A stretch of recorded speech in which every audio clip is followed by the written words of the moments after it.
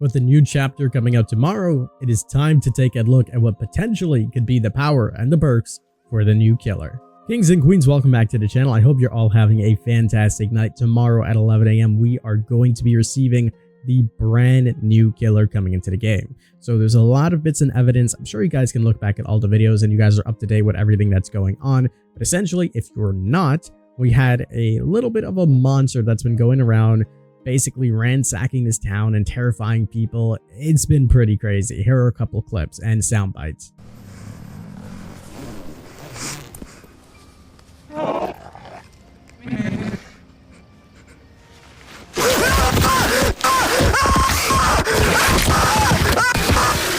So essentially that is the new killer, and we're going to figure out exactly what this killer does tomorrow. For now, it is time for one last speculation video, and that's to try to determine and guess what the perk and the powers are going to be.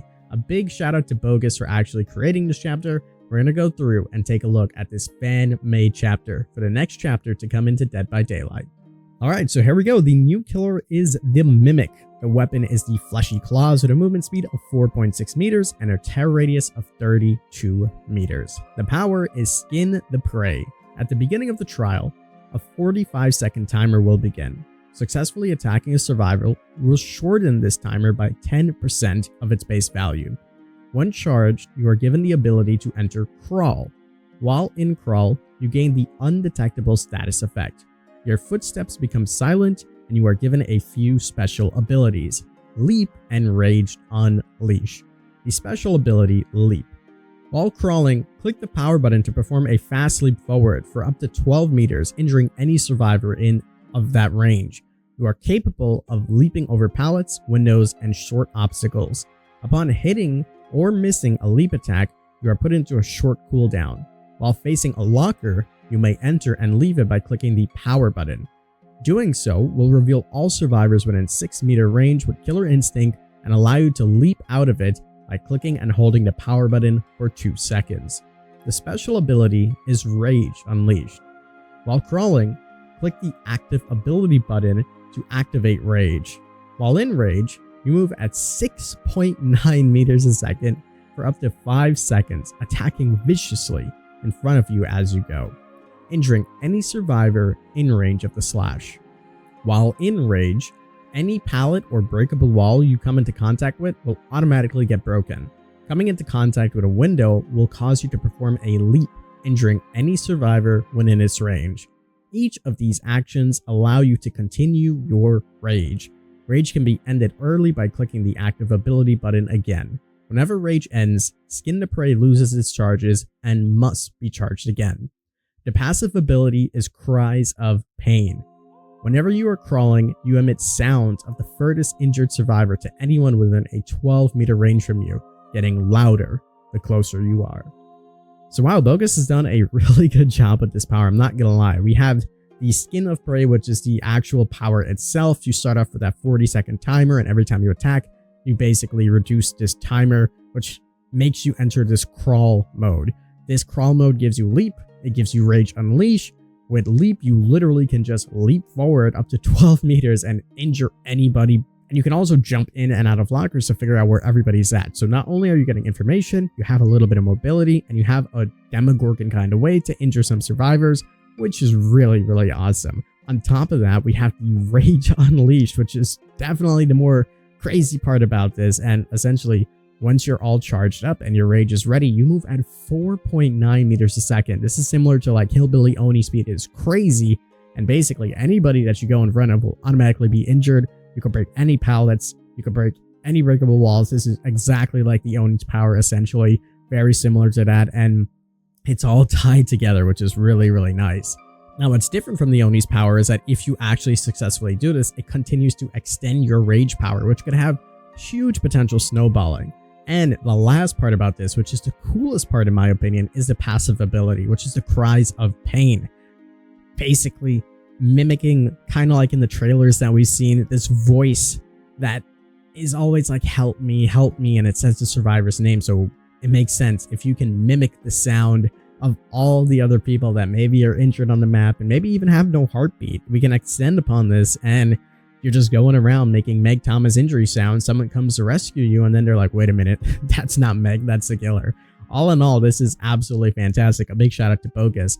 One of the things that I personally would like to see is if you're in this special ability, maybe the creature stands up similarly to what we've seen in some of the teasers, where they were saying in one of the teasers that there was a big blur in the camera at eyesight. So maybe this thing also stands up. It goes in between those two modes. I really think that is a possibility, along with the cries of pain. Makes a lot of sense. Honestly, this looks really cool. And hopefully, potentially, that's what we're seeing. At least it looks so based upon what we got. Let's take a look at some of the perks that we have for this as well. The first killer perk is Beast Approach. While outside of chase, your footsteps become silent. For the first 10 seconds of the chase, you gain a 6% haste status effect. Now that in itself is pretty crazy. 6% straight off the bat for the first 10 seconds is really good. Obviously, we need to put maybe a little bit of a cooldown on this one, maybe like a 30 or 60 second cooldown, but silent footsteps outside of chase is really nice, so you don't hear the big stomping when someone's coming. You can really sneak up on some people with this one. I really do like this perk. The next one is Hex Scared for Life. Survivors within 8, 12, and 16 meters of one another will suffer from the Oblivious and Blindness status effect. Penalty for working on a generator with other survivors is also increased to 30%. This will stay active as long as the hex is good. This is a really fantastic perk. Again, if you're working with survivors, you're essentially going to be penalized with Oblivious, Blindness, and if you're working on generators together, it's even worse. This would be one of the best gen stopping perks that we have in a game to date, giving that penalty way higher, making it way higher, and forcing survivors to basically bite themselves, which makes them a bigger, easier target. The next perk that we have is Scourge Hook Spread the Fear. So let's take a look at the perk itself. It says, upon hooking a survivor on a special hook, Scourge Hook Spread the Fear gains a token.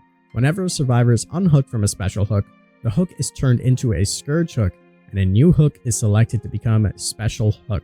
This happens as long as there are hooks that are not Scourge hooks.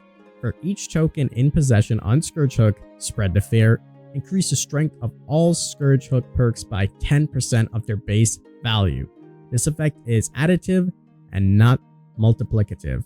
Whenever you hook a survivor on a Scourge Hook or a special hook, gain the undetectable status effect for 8 seconds.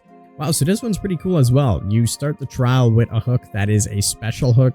This will be a different color. This will never be in the basement. And essentially, if you hook somebody on this, as soon as they're unhooked, that becomes a Scourge Hook.